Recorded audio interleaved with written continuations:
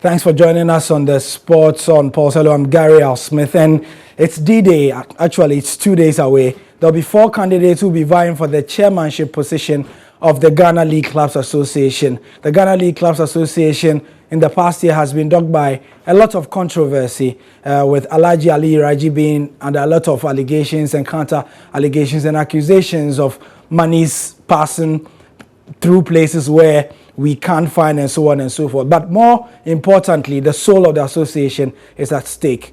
GHALCA is traditionally a welfare body that takes care of all the Premier League clubs as well as more duties. One of the candidates was here today as he comes in with my colleague Nathaniel Ato on Sports Today about 2 hours ago. And we have another one as we profile all the 4 who will be trying to get the top job. Nanodo Safo is my guest for the next 8 minutes or so. Thanks for joining us. Okay. Yes. What do you have to offer GHALCA? Well, I think, like you've said already, GHALCA is a traditional welfare body. Yeah. People have misconstrued it to be a pressure group. But I want to bring out the welfare aspect of it for now. I'm looking at coming to rebrand GHALCA and then make it more viable, economical, than in so many ways. But if you want me to align what I want to, bring to GHALCA, I'm thinking of coming in, like I said, to rebrand GHALCA, because now GHALCA have got a bad press for the past 4 years. Every morning, callers, presenters will be casting in serious on the GHALCA. Now, we are looking at, after rebranding, we are looking at restructuring the office, because GHALCA Secretariat, as you see, is nothing good to write home about. Sure. There are no equipment, office equipment, gadgets are not there. We are looking at coming in and then moving into these hiring companies so that they will furnish the office with the equipment. Then we will be going to contract and be paying them monthly after servicing.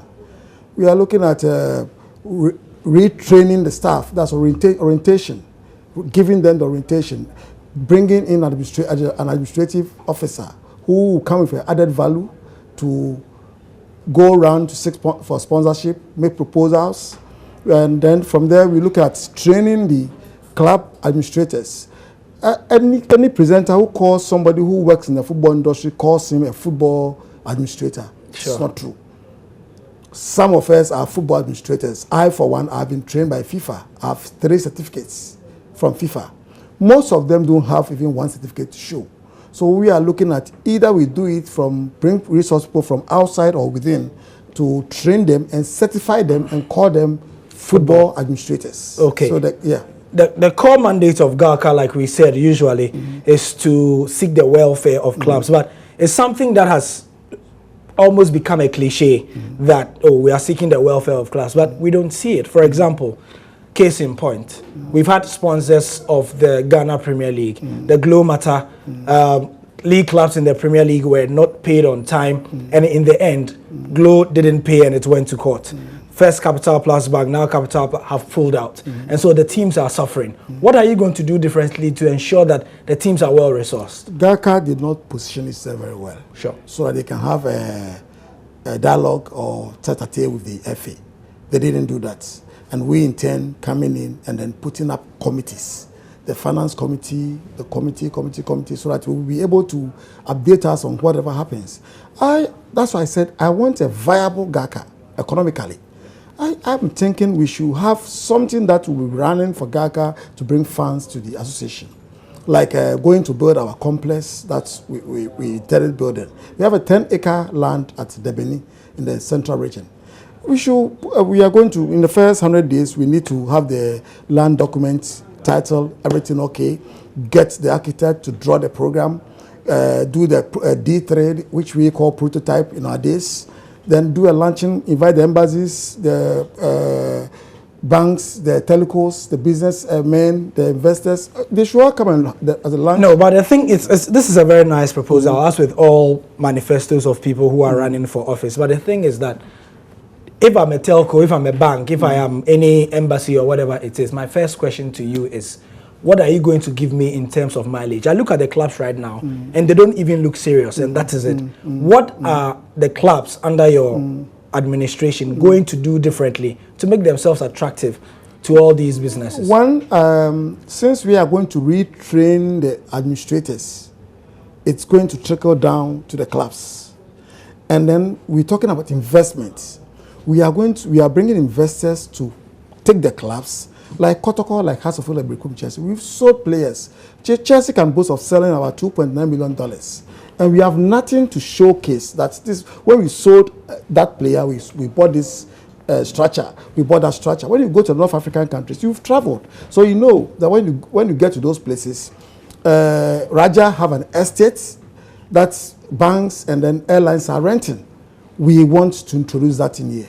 When you sell a player outside, you put some money down, you go to the these home loans, or what they call them, then you try to do something that will make you more viable. So you're not even depending on sponsorship, right? Sure. But yes, but for us to be able to secure them, we need to train them. Fine. Build their capacity. Again, all well and good, but when you're coming into a top position like this, and this is Ghana League Clubs Association, so this is a national level job, it's a big deal. We need people who have a track record. What can you say is your track record of things that have been done successfully and been executed? Oh, I think I need no mention anything on TV. Everything I did was written on stone, not on water. So please tell us, Yes. not everybody knows. I have worked with, I think, more than 7 clubs in Ghana. The traditional club, the corporate club, and then the individual club. I was part of the team, Global Media Alliance, that brought 11 Whites. After 10 years in the wilderness, brought them to a premiership. I was with King Faisal, we won the top 4. I was in Brekum Chelsea, Brekum Arsenal, they got third in the first time in their history.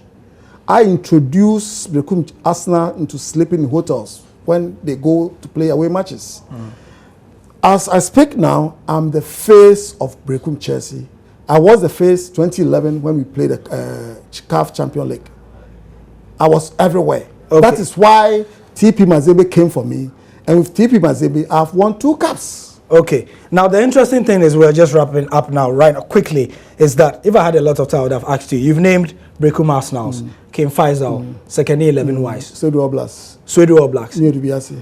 Do you know what these 4 that I've mentioned have in common? They came into the Premier League and then they were relegated. So we can say that your track record is not complete. My track record, I left there before they went to relegation. Which means then that you can't put structures in place.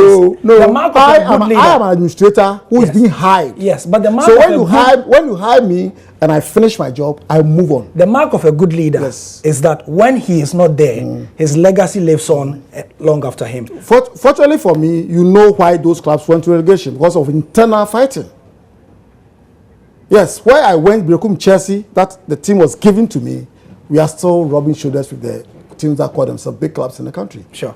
Yeah, so if the records are there to see. TP Mazembe have won Super Cup. They've won 2 Champions League Cups. But nice example about TP Mazembe, but I'll argue that the structures were there long before you came to TP Mazembe. I went to work in it. I was part of the team that recruited the Malians, the Ivorians, all Ghanaians. We don't have a lot of time, but just to point out, TP were winning continental cups before you. I was in charge in recruiting those West African players.